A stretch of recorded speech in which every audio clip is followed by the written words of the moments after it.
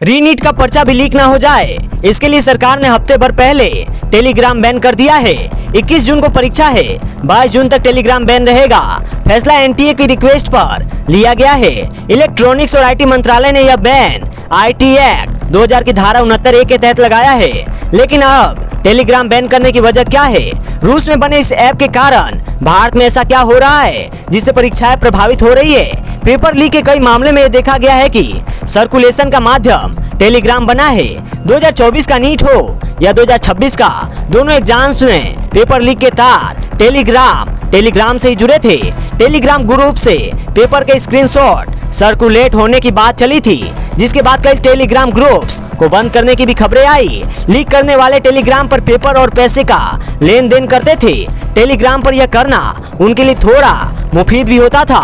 वजह है इस ऐप के फीचर्स। जो लोग ऐप का इस्तेमाल करते हैं उन्हें पता होगा टेलीग्राम के एक ग्रुप में 2 लाख लोगों तक को जोड़ा जा सकता है, यानी एक मैसेज को सेकंड भर में लाखों लोगों तक पहुंचाया जा सकता है।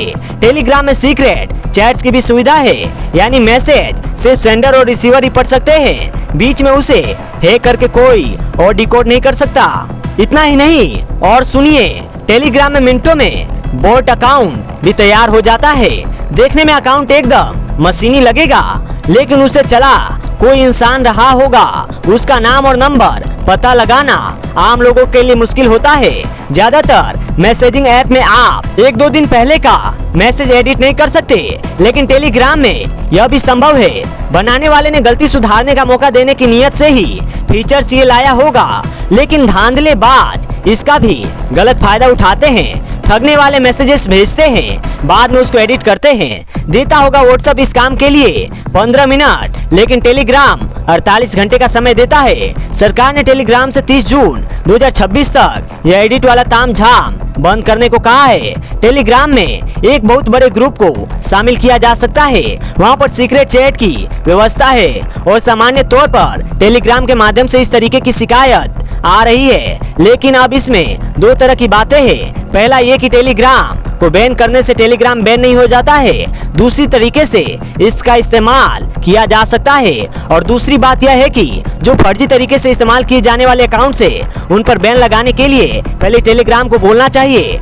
आईआईटी इंटरमीडिएटरी रूल्स के तहत उनकी जिम्मेदारी है, क्योंकि आप अगर सुरक्षित पेपर कराने के लिए पूरे प्लेटफॉर्म को बैन करना, मैं समझता हूँ ये कोई अच्छी एक परंपरा नहीं है। और इसमें 2 जरूरी बातें हैं। अभी फीफा वर्ल्ड कप हो रहा है, तो वहां पर सोशल मीडिया से खिलाड़ियों को ट्रोलिंग करने की शिकायतें आई, तो उसके लिए उन्होंने एआई के माध्यम से 3000 शब्दों का एल्गोरिथम के माध्यम से उन्होंने ऐसी व्यवस्था किया जिससे कि सोशल मीडिया में गाली गलौज रोकी जा सके। तो इसी तरीके से टेलीग्राम में भी फर्जी अकाउंट, फर्जी चैनल के माध्यम से बहुत सालों से सिर्फ पेपर लीक की बातें हो रही है, बल्कि अनेक तरीके के फर्जीवाड़े हो रही है, साइबर फ्रॉड हो रहे हैं, वित्तीय अपराध हो रहे हैं। उन सारी चीजों पर तमाम लगाम लगाने के लिए आईटी इंटरमीडिएट रूल्स के तहत टेलीग्राम को एक वार्निंग देनी चाहिए, उनको एक मौका देना चाहिए। उसके बाद पूरे प्लेटफॉर्म पर बैन लगाना चाहिए, क्योंकि अगर एक बार बैन लगा दिया तो फिर दूसरे प्लेटफॉर्म को भी बैन किया जा सकता है। सेक्शन 69A के इस्तेमाल से तो क्या टेलीग्राम पर टेम्परेरी बैन लगाने से पेपर लीक रुक जाएंगे? सीबीएसई के पोर्टल में कमियां गिनाकर आईआईटी से नौकरी का ऑफर लेटर पाने वाले निष्क अधिकारी इससे सहमत नहीं है। निष्क का कहना है कि जिन वजह से पेपर लीक होते हैं, जब तक उन कमियों को दूर नहीं किया जाता तो सिर्फ मैसेजिंग प्लेटफॉर्म को बंद करने से पेपर लीक नहीं रुकेंगे। उन्होंने तर्क दिया कि टेलीग्राम की बनावट ऐसी है कि यूजर्स प्राइवेसी और अन्य टूल्स के सहारे रोकथाम को आसानी से पार कर सकते हैं। इसीलिए पूरे कम्युनिकेशन प्लेटफॉर्म को बंद करने के बजाय परीक्षा के सुरक्षा सिस्टम को मजबूत करने, लीक के असली सोर्स को पहचान करने पर ध्यान देना चाहिए। जब सरकार बोल रही है कि उनकी पूरी व्यवस्था बहुत ही कड़ी है और पेपर लीक नहीं हो सकती है, तो फिर टेलीग्राम को बैन करने का मकसद ही क्या है? जब आपका पेपर ही लीक नहीं हो रहा है, पेपर लीक नहीं हुआ है, तो मुझे लग रहा है कि सरकार को यह बताने की आवश्यकता है कि अगर टेलीग्राम या किसी भी सोशल मीडिया प्लेटफॉर्म से जो भी अफवाहें हो रही है वो गलत है, तो अफवाहों को रोकने के लिए या गलत अफवाहें फैलाने के लिए पूरे प्लेटफॉर्म पर बैन लगाना हो सकता है कि सरकार जब सेना का इस्तेमाल कर रही है, वायुसेना का इस्तेमाल कर रही है, पैरामिलिट्री फोर्सेस का इस्तेमाल कर रही है, फाइनेंस मिनिस्ट्री की प्रिंटिंग प्रेस का, और उसमें इसको जस्टिफाई किया जा सके।